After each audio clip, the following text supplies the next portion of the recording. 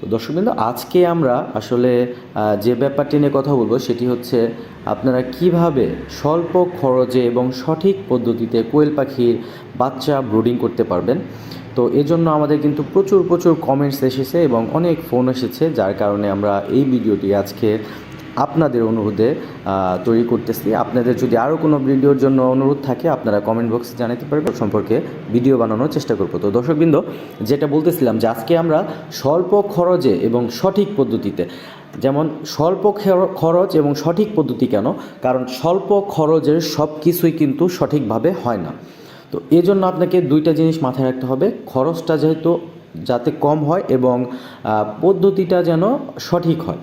তো এই জন্য আপনারা কীভাবে স্বল্প খরচে সঠিক পদ্ধতিতে কোয়েল পাখির বাচ্চা ব্রুডিং করতে পারবেন সেটা সম্পর্কে আজকে আমরা আলোচনা করব। তো আপনি যদি কোয়েল পাখির বাচ্চা ফুটান তাহলে একটা ব্যাপার রয়েছে, আর আপনি যদি জিরো বাচ্চা কিনে আনেন তাহলে আরেকটি ব্যাপার রয়েছে। তো আজকে আমরা কথা বলবো যারা আসলে জিরো বাচ্চা ফুটিয়ে কোয়েল পাখির খামার করতে চান ব্রুডিং করে নিজে, তো তাদের জন্য আমি বিশেষ করে কথাগুলো বলবো, এবং যারা জিরো বাচ্চা কিনে আনবেন তারাও এই ভিডিও থেকে কিন্তু আসলে অনেক কিছু শিখতে পারবেন। তো বাচ্চা যেহেতু আপনি লালন পালন করবেন, সব প্রথমে আপনাকে নিয়ত রাখতে হবে যে আপনার কঠোর পরিশ্রম কিন্তু কয়েকদিন করতে হবে, অন্তত এক সপ্তাহ কিন্তু মিনিমাম। যখন আপনি রাতের বেলা আসলে ঘুমিয়ে থাকবেন তখনও কিন্তু আপনাকে মাঝে মাঝে উঠে এসে দেখতে হবে যে পাখিগুলো বাচ্চাগুলো কী অবস্থায় আছে। কারণ হচ্ছে কোয়েল পাখির বাচ্চা মারা যাওয়ার যে প্রধান এবং সবচেয়ে যে ক্ষতি যেটাই বেশি হয় সেটি হচ্ছে একটি কিন্তু আরেকটির গায়ের উপরে জড়ো হয়ে থাকে, আর এটি হয়ে থাকে কিন্তু মূলত তাপমাত্রার জন্য। তো সেক্ষেত্রে আপনাকে কী করতে হবে, আপনাকে কিন্তু একটু পরে গিয়ে দেখতে হবে যে বাচ্চাগুলো তাপমাত্রা ঠিক সঠিকভাবে পাচ্ছে কি না, বা আসলে জড়সড় হয়ে আছে কি না, এটা কিন্তু আপনাকে প্রথমে খেয়াল রাখতে হবে। আরেকটি ব্যাপার হচ্ছে যে আপনারা চেষ্টা করবেন যে অল্প অল্প করে কোয়েল পাখির বাচ্চা ব্রুডিং করার জন্য, অর্থাৎ প্রতিটা আসলে যে প্লেন শিট দিয়ে যে ঘেরাও করে দেওয়া হয়, ব্রুডিং ঘর বলা হয়, ওই ব্রুডিং ঘরে আপনি 200, 250, 300 পর্যন্ত মোটামুটি আমি মনে করি এটা সবচেয়ে ভালো। সেক্ষেত্রে আপনি 500 পর্যন্ত করতে পারেন, কিন্তু 200 থেকে 250 পর্যন্ত যদি আপনি একটা প্লেন শিটের ব্রুডিং ঘরে রাখেন তাহলে এটা সবচেয়ে ভালো। কারণ আপনার জায়গা যদি বেশি থাকে বা বেশি না থাকলেও সমস্যা নাই, প্লেন শিট কিন্তু খুব একটা জায়গা আমার মনে হয় না যে আপনার দখল করে। সেক্ষেত্রে আপনি 200, 250, 300 পর্যন্ত ব্রুডিং করলে আপনার জন্য সবচেয়ে সুবিধা হবে। আর খাবার পানি বা আসলে যে খাবার রয়েছে এটা কিন্তু তারা পরিপূর্ণভাবে পাবে। সেক্ষেত্রে কি দেখবেন, আপনারা অনেকে যারা কোয়েল পাখি পালন করেন তারা দেখতে পারবেন যে আসলে কয়েকটা পাখি বড় হয়ে গেছে, কয়েকটা দেখবেন ছোট হয়ে গেছে। সেক্ষেত্রে কিন্তু আপনার পরবর্তী যে ওরা যারা ছোট রয়েছে তারা কিন্তু আপনাকে ঠিক মতন ডিম দিবে না, তাহলে কিন্তু আপনার ডিমের রেট অনেকটা কমে আসবে।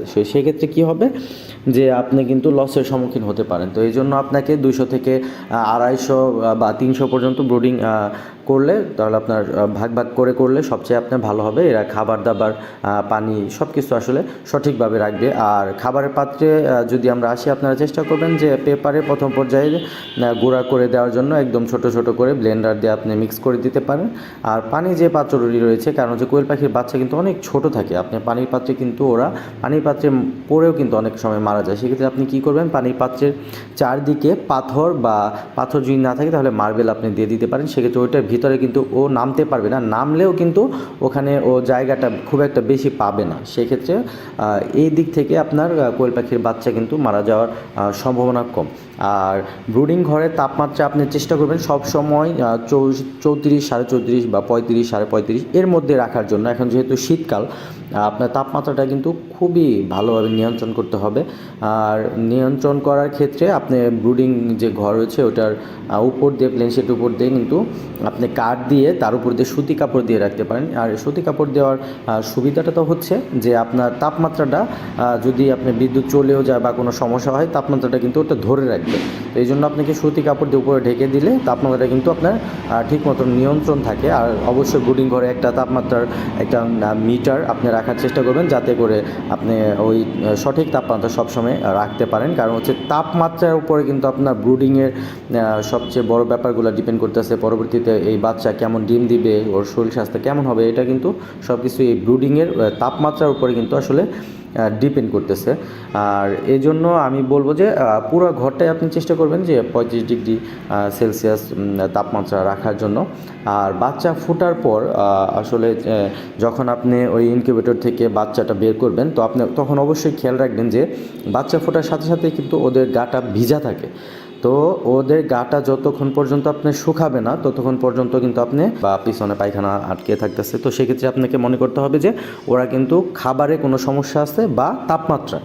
হ্যাঁ, সেক্ষেত্রে আপনাকে ওই যে নিচের যে ফ্লোরে যে আপনি বা অনেকে আসলে তুষ ব্যবহার করেন, তুষ ব্যবহার করাটাই ভালো। তো তুষটা কিন্তু আপনাকে নিয়মিত পরিষ্কার পরিচ্ছন্ন করে দিতে হবে এবং খাবারের পাত্র, পানির পাত্র কিন্তু আপনাকে নিয়মিত পরিবর্তন করে দিতে হবে এবং তাপমাত্রাটা আপনাকে অবশ্যই ঠিক রাখতে হবে। সেক্ষেত্রে কিন্তু আপনার এই বাচ্চার যে ডানা ঝোলা বা পায়খানার রাস্তায় যে পিছনে যে মলে আটকে থাকা, এটা কিন্তু আপনার হবে না।